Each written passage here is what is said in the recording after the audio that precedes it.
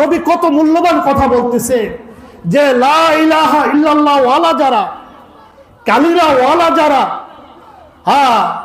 হাসরের ময়দানে এবং কবরে তাদের কোনো ভয় নাই। ওয়ালা ওয়াহশাতুন ফি কুবুরিহিম ওয়ালা মানশারিহিম, কবরে তাদের কোনো ভয় নাই, মৃত্যুর সময় তাদের কোনো ভয় নাই।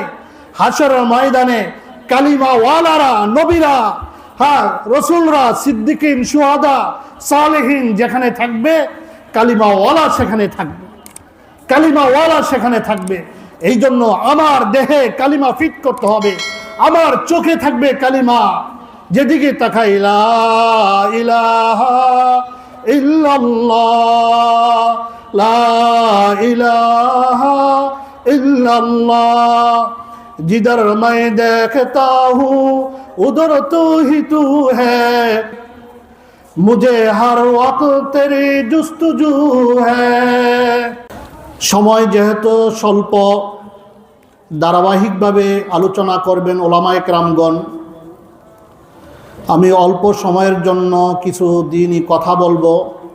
আল্লাহ সর্বপ্রথম আমাকে আমল করার তৌফিক দান করেন এবং আমরা যারা শ্রবণ করব সকলকে আমল করার তৌফিক দান করেন।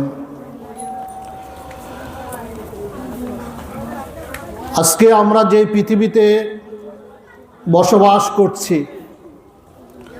অনেকে এই পৃথিবীটাকে সুখের ঠিকানা, শান্তির ঠিকানা হিসাবে গ্রহণ করছে, অথচ আল্লাহ পাক রব্বুল আলামিন ইমানদার মুমিন বান্দা, তাদের জন্য আল্লাহ তাআলা পরকালের জীবন, জান্নাতের জীবন, ওইটাকে শান্তির ঠিকানা হিসাবে আল্লাহ তাআলা বানিয়েছে।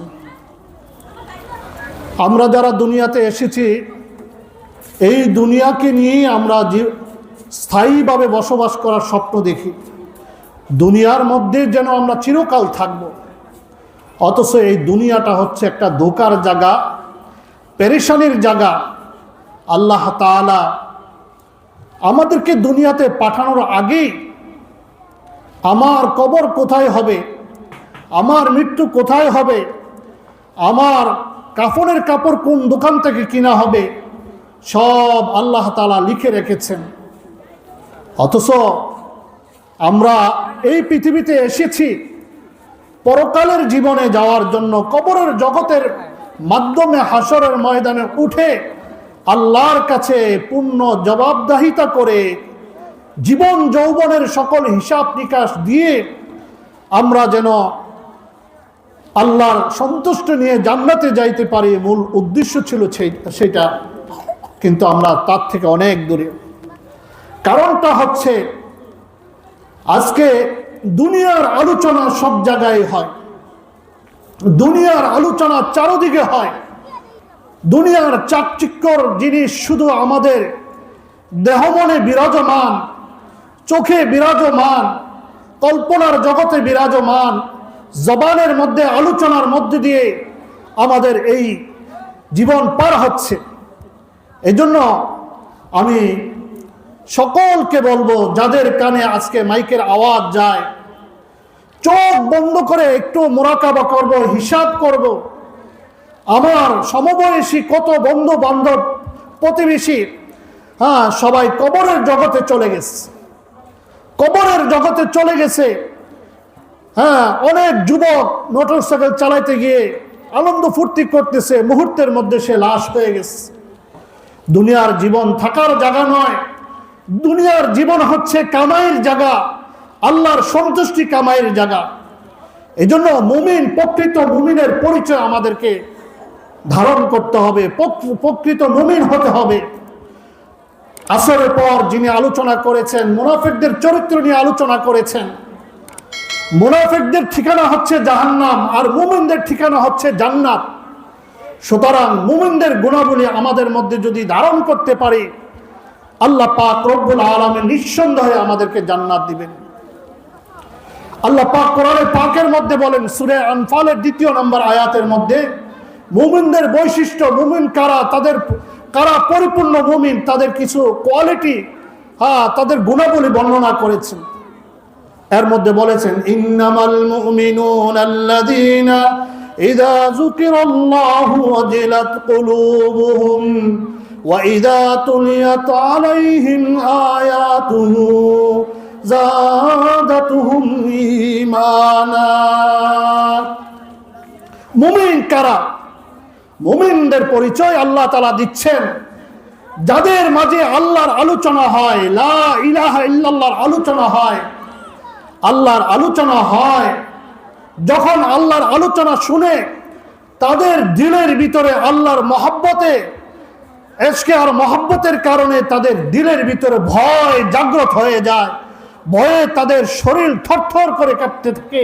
হাই, মাওলায়ে পাকের আলোচনা আমার মাঝে হয়েছে, মানুষ আমাদের মাঝে মাওলায়ে পাকের আলোচনা করেছে, যেই মাওলায়ে আমাদের সবকিছু, যেই মাওলায়ে আমার সুখের মাধ্যম, যেই মাওলায়ে আমার জন্য জান্নাত রেখেছে, ওই মাওলায়ে পাকের আলোচনা হয়েছে, সুতরাং আমি কিভাবে স্থির থাকতে পারি? কিন্তু আজকে আল্লাহর আলোচনা নাই, দুনিয়ার আলোচনা। দুনিয়ার আলোচনা যত বেশি হচ্ছে, মানুষের দুনিয়ার চাকচিক্য লোভ তত বাড়তেছে। এই জন্য দুনিয়ার চাকচিক্যর পিছনে না পড়ে আল্লাহর সন্তুষ্টির পথে আমাদেরকে চলতে হবে, যাইতে হবে। আল্লাহ যেদিকে আমাদেরকে আহ্বান করছেন সেদিকে আমাদেরকে যাইতে হবে। এই জন্য বেশি বেশি আল্লাহর আলোচনা করা, জিকির বেশি বেশি করা, বেশি বেশি তাসবিহাত পাঠ করা। যত বেশি আল্লাহর জিকির করবে ততই মানুষের দিল নরম হয়ে আল্লাহমুখী হবে। আজকে আল্লাহর আলোচনা নাই, না থাকার কারণে মানুষ আজকে এইভাবেই জীবন যাপন করতেছে, যেমন গরু ছাগল জীবন যাপন করতেছে। প্রাণীদের নামাজ নাই, রোজা নাই, কোনো কিছু নাই। তারা শুধু এইভাবে কি করতেছে? ঘাস খাইতেছে, পায়খানা করতেছে, ঘুমাইতেছে, বশেষ। ঠিক অনুরূপভাবে মুসলমানও আজকে একই অবস্থা। নিজেকে মুসলমান দাবি করতেছে, অথচ সে নামাজ পড়ে না। সে নিজেকে মুসলমান দাবি করতেছে, অথচ রোজা রাখে না। সে নিজেকে মুসলমান দাবি করতেছে, তার উপর হজ ফরজ, সে হজ করে না। সে নিজেকে মুসলমান দাবি করতেছে, সে জাকাত কি জিনিস সেটাই জানে না। সে মুসলমান দাবি করতেছে, পর্দা তার উপর ফরজ সেটাই জানে না। এই কেমন মুসলমান আমরা কেমন মুসলমান? এই জন্য আমাদের উচিত আল্লাহর দিকে ধাবিত হওয়া, আল্লাহওয়ালা বুজুর্গদের সোহবতে যাওয়া। যত বেশি আল্লাহওয়ালাদের সোহবতে যাব, ততই আল্লাহ তাআলা আমাদেরকে আল্লাহর প্রিয় বানায়া নিবে। যেমন মুরগির ডিম, হাঁসের ডিম, যতক্ষণ না পর্যন্ত মুরগির বুকের নিচে তা না নেয়, ততক্ষণ পর্যন্ত ডিম থেকে বাচ্চা ফুটে না। ঠিক অনুরূপভাবে আলেম ওলামা, হক্কানি, রব্বানি, যারা আল্লাহওয়ালা, সুন্নতের পাবন্দি আছে, বেপর্দা মহিলাদের সাথে উঠা বসা করে না, বেপর্দা মহিলাদেরকে মুরিদ করে না, এই সমস্ত আল্লাহওয়ালাদের সোহবতে যাইয়া নিজেদের জীবনকে গঠন করতে হবে। আর যদি জীবন গঠন করতে পারি তাহলে আমার জীবন দাম হবে। আমার জীবন দাম হবে, না হলে আমার জীবন বরবাদ হয়ে যাবে। এজন্য আমার সম্পর্কটা আল্লাহর সাথে করতে হবে। যদি আল্লাহর সাথে সম্পর্ক না করে দুনিয়ার সাথে সম্পর্ক করি, বন্ধুত্ব শয়তানের সাথে করি, তাহলে আমার মৃত্যুটা হবে শয়তানের মতো মৃত্যু। আমার মৃত্যু হবে আবু জাহেলের মতো, আমার মৃত্যু হবে কাফের বেঈমানের মতো। এজন্য নবী করিম সাল্লাল্লাহু আলাইহি সাল্লাম বলেছেন, তামুতুনা কামা তাঈশুন, তুমি দুনিয়াতে যেভাবে জীবন যাপন করবা তোমার মৃত্যুটা তেমনই হবে।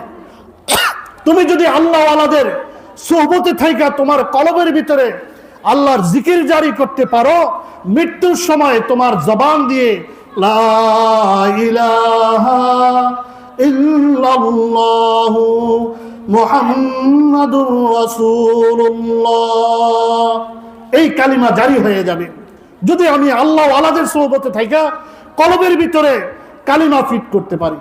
এজন্য নবী করিম সাল্লাল্লাহু আলাইহি সাল্লাম বলেছেন, তামুতুনা কামা তাঈশুন, দুনিয়াতে যেভাবে চলবা তোমার মৃত্যুটাও সেভাবে হবে, মৃত্যু এমন হবে। তো যারা আল্লাহওয়ালাদের সোহবতে থাইকা তার জীবন মরণ পুরো দুনিয়াটাকে কালিমাওয়ালা বানাইছে, মৃত্যুর সময়ও সে লা ইলাহা ইল্লাল্লাহু মুহাম্মাদুর রাসূলুল্লাহ এই কালিমা পড়তে পারবে। আর যদি সে ওইভাবে জীবনযাপন না করে তাহলে সে গরু ছাগলের মতো মৃত্যুবরণ করবে, মুখ দিয়া কালিমা আসবে না, মুখ দিয়া কালিমা আসবে না। এই জন্য কালিমাওয়ালা জবান বানাইতে হবে। হাদিসের মধ্যে বাকি অংশের মধ্যে নবী করিম সাল্লাল্লাহু আলাইহি সাল্লাম যে কথা বলেছেন সেটা কি, ওয়া তুহশারুনা কামা তামুতুন।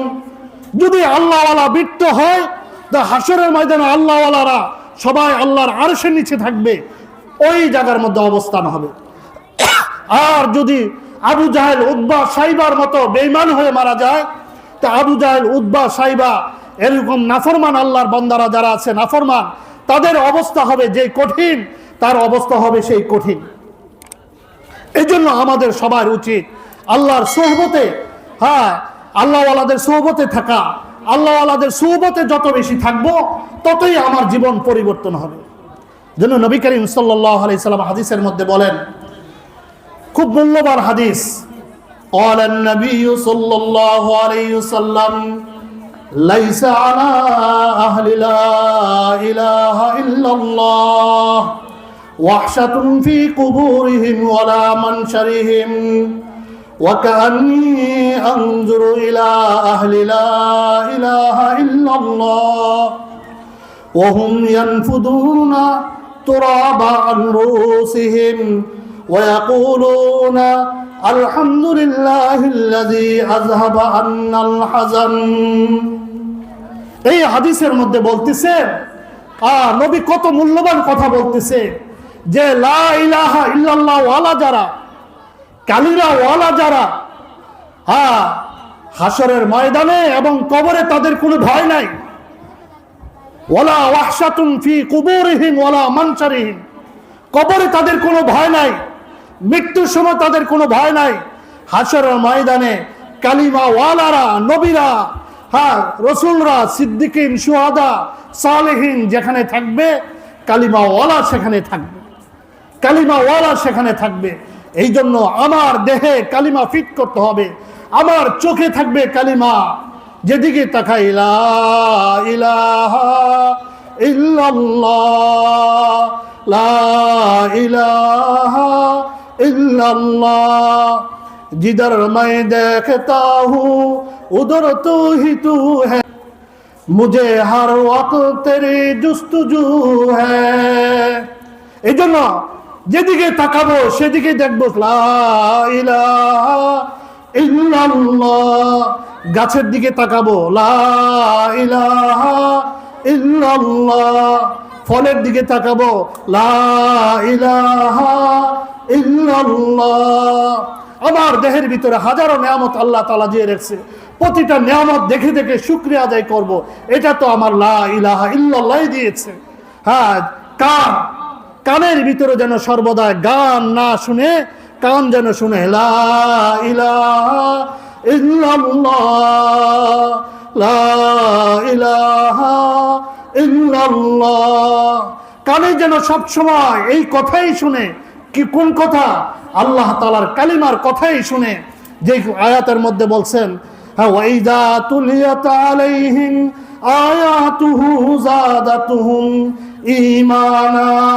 এই কান কি শুনবে? গান শুনবে না, কোরআন তেলাওয়াত শুনবে। বলেন কি শুনবে? কোরআন তেলাওয়াত।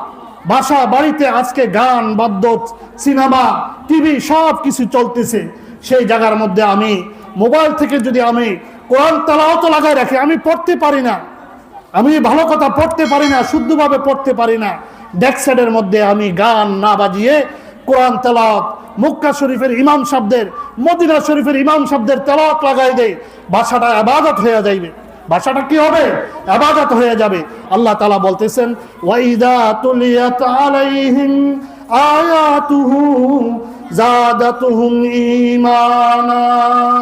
যদি তাদের মাঝে কোরআন তেলাওয়াত করা হয়, আল্লাহর নিদর্শনের আলোচনা হয়, কোরআন তেলাওয়াত করা হয়, তাদের ঈমান বাড়তে থাকে। আজকে আমাদের ঈমান কত দূরে আমরা নিজেরাই জানি না, ঈমানকে খুঁজে পাই না, কিন্তু মুখে দাবি করি আমরা ঈমানদার। এটা চরম বোকামি। এই জন্য আমার বাবারা, আমার মায়েরা, পর্দার আড়ালে যারা আছেন, যাদের কানে আজকে আমার এই আলোচনা পৌঁছতেছে, সবাই একটাই জিনিস বানাবেন, দেহে মনে সব জায়গায়, হাতের ভিতরে অনুভূতি যেটাই ধরবো সেখানে যেন আমার লা ইলাহা ইল্লাল্লাহ থাকে। আমি হাঁটতেছি, বাজারে যাইতেছি, সেখানেও যেন আমার কালিমার সাথে সাথে থাকে। বাজারে যাইতেছি, জমিনে যাইতেছি, ফসল কাটতে যাইতেছি, ধান কাটতেছি, সব জায়গার মধ্যে লা ইলাহা ইল্লাল্লাহ, লা ইলাহা ইল্লাল্লাহ, এই কালিমা जिधर मैं देखता हूँ उधर तू ही तू है, जिधर मैं देखता हूँ उधर तू ही तू है। ওগো আল্লাহ, যেদিকে তাকাই আমি তো শুধু তোমাকেই দেখি। হ্যাঁ, লাইলা মজনুর গল্প শুনছেন, ইউসুফ জুলাইকার গল্প তো আপনারা অনেকে শুনেছেন। এরকম লাইলা আর বাড়ির আশপাশ দিয়ে যেদিকে যাইতেন শুধু মজনু, শুধু লাইলারই কল্পনা করতেন। এই জন্য আমরা আল্লাহর বান্দা, আমাদের অন্তরের ভিতর কার প্রেম থাকবে? আল্লাহর প্রেম থাকবে, নবীর প্রেম থাকবে। যদি আল্লাহ এবং নবীর প্রেম থাকে তাহলে আমাদের এই দেহটা গুনাহমুক্ত থাকবে, গুনাহমুক্ত থাকবে। हकीकत में वही कामिल शिकस्ता दिल जिसे हासिल, हकीकत में वही कामिल शिकस्ता दिल जिसे हासिल, बहुत तालिबे खुदा मिलता शिकस्ता दिल नहीं मिलता।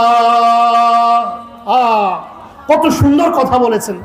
আমরাও মুসলমান, হ্যাঁ আমরাও বলি কালিমাওয়ালা, কিন্তু দিলের ভিতরে ভাঙ্গা একটা হৃদয়।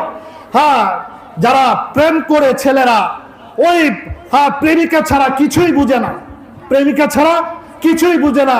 হাজারো মানুষ জুতা দেখ, হাজারো মানুষ বর্ষণা দেখ, হাজারো মানুষ তাকে ধিক্কার দেখ, তার কানে, তার দেহে, মনে অন্য কিছুই যায় না। তার প্রেমিকার আলোচনায় যায়, প্রেমিকার স্মৃতি তার চোখে ভাসে। যতই অপদস্থ করা হোক, সে প্রেমিকা ছাড়া কিছুই বুঝে না। কি কথা ঠিক কিনা? হ্যাঁ, আজকে এইভাবে আল্লাহর সাথে আমাদের প্রেম করতে হবে। হ্যাঁ, আল্লাহর প্রেম আমাদের অন্তরে ধারণ করলে যেদিকে তাকাবো সেদিকে আল্লাহকে পাবো। ইব্রাহিম ইবনে আদহাম রাহমাতুল্লাহ আলাইহি একজন আগের দিনের যুগ শ্রেষ্ঠ একজন আর বড় বাদশা ছিলেন। বড় বাদশা, স্বর্ণের সিংহাসনে বসতেন। এত বড় বাদশার অন্তরে যখন লা ইলাহা ইল্লাল্লাহ ঢুকে গেছে, তখন রাজপ্রাসাদ ছেড়ে দিয়ে বনে জঙ্গলে আল্লাহর প্রেমে হাবুডুবু খাচ্ছে। একদিন তিনাকে সাগরের পারে মন্ত্রী পরিষদ যায় খুঁজা পাইছে। নদীর পারে পুরাতন সালার চট পরিধান করে আছে, আরেকটা সালার চট সেলাই করতেছে। হ্যাঁ, ওইটার মধ্যে উনি আছেন, হ্যাঁ সেলাই করতেছে। সব মন্ত্রী পরিষদ আইসা, জাহাপনা রাষ্ট্র শেষ হয়ে যাইতেছে, রাষ্ট্র ধ্বংস হয়ে যাইতেছে, আপনি রাজপ্রাসাদে আসেন, রাষ্ট্র ধ্বংস হয়ে যাইতেছে। তিনি বলেন যে আমার দ্বারা এই দুনিয়ার অস্থায়ী রাজপ্রাসাদে যাওয়া সম্ভব না, যেটা ধ্বংস হয়ে যাবে। আমি এমন রাজপ্রাসাদের সন্ধানে আছি যে রাজপ্রাসাদ মহান রব্বুল আলামিন তৈরি করেছেন, সেই রাজপ্রাসাদের মধ্যে আমি আছি। ইব্রাহিম ইবনে আদহামকে পিরাপিরি করার পর বলো যে তোমরা তো বলতেছো আজকে দুনিয়ার মানুষের উপর রাজত্ব করতে, এখন আমার রাজত্ব চলে আল্লাহর কুল কায়নাতের উপরে। ওনার হাতে যে সুইটা ছিলেন সাগরে ফেলে দিলেন, সাগরে ফেলে দিলেন। সেই সাগর থেকে আবার বললেন, হ্যাঁ যে আমার কি, হ্যাঁ সুই ফিরে আসো। আল্লাহ তাআলার হুকুমে মাছ স্বর্ণের সুই নিয়ে উপস্থিত হয়ে গেছে। কেমন রাজত্ব তাদের ছিল যে আল্লাহ তাদের কথা শুনতেন।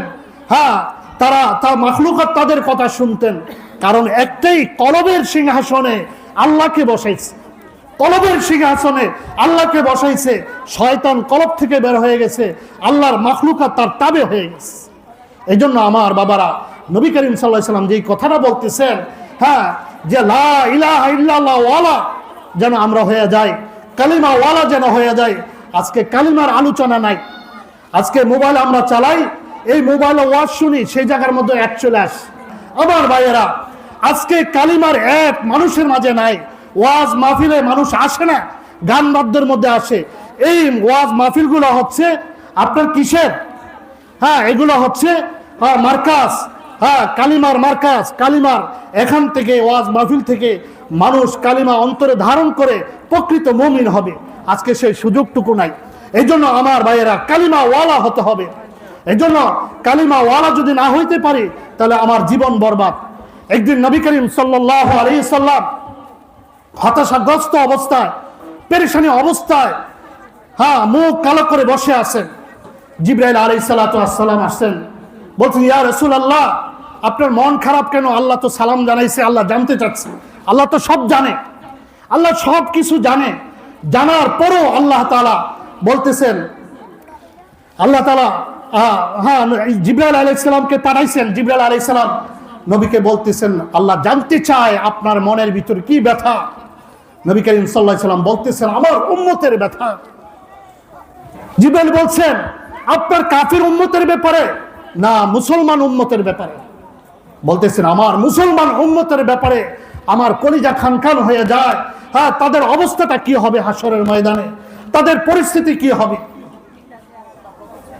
তখন জিবরাইল আলাইহিস সালাম বনু সালামার একটা গোত্রে কবরস্থানে নিয়ে গেলেন। কবরস্থানে নিয়ে যাওয়ার পরে জিবরাইল আলাইহিস সালাম তার এক ডানা দিয়ে কি করলেন? একজন কবরবাসীকে উঠাইলেন।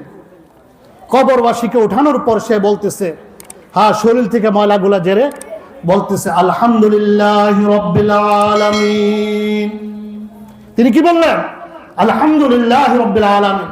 জিবরাইল বলছেন যাও তুমি কবরে চলে যাও। আরেক কবরে আবার আরেক ডানা মারলেন, আরেকজন উঠতেছে। সে আফসোস, হায় আফসোস, ইয়া আসাফা আলা হায়াতি, হায় আমার জীবন বরবাদ, আমার জীবন বরবাদ, আমি হালাক, আমি শেষ। সেই হতাশা ব্যক্ত করতেছে। আবার সে তাকে বলছে তুমি কবরে চলে যাও। নবী করিম সাল্লাল্লাহু আলাইহি সাল্লামকে এই কথাটাই বুঝানো যে কালিমার সাথে তার জীবন যাপন করবে, কালিমা ওয়ালা জীবন গঠন করবে, তার হাসরটা এমন হবে যে হাদিস খুতবার মধ্যে পড়েছি, তামুতুনা কামা তাইশুন ওয়া তুহশারুনা কামা তামুতুন। তুমি দুনিয়াতে যেভাবে জীবন যাপন করবা তোমার মৃত্যুটা এমন হবে, তোমার মৃত্যু যেমন হবে হাসরের ময়দানে তুমি তেমন ভাবে উঠবে। তুমি যদি আল্লাহ ওয়ালাদের সোহবতে থাকো, তুমি যদি নেককার হয়ে যাও, তাহলে তোমার হাসরের ময়দানও কি হবে? তুমি আল্লাহ ওয়ালাদের সাথে উঠবা।